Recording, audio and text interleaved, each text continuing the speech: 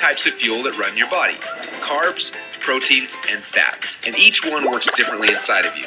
The first is carbs. Yes, we love them, and yes, we crave them, and as soon as we start to eat them, we get an instant burst of energy, but unfortunately, it doesn't last long, and we're left with a crash and a constant craving for more. Now next, we shift to the proteins, the building blocks for our muscles, but also they can actually be the barrier that keeps us from losing fat. And then there is the last and the best source of fuel. We call this source fat. And like the coal, if you can catch it on fire, it'll give you the longest and the best source of energy. But for most people, it's almost impossible to get to a state where they can actually burn fat. Now, this is a state we call ketosis.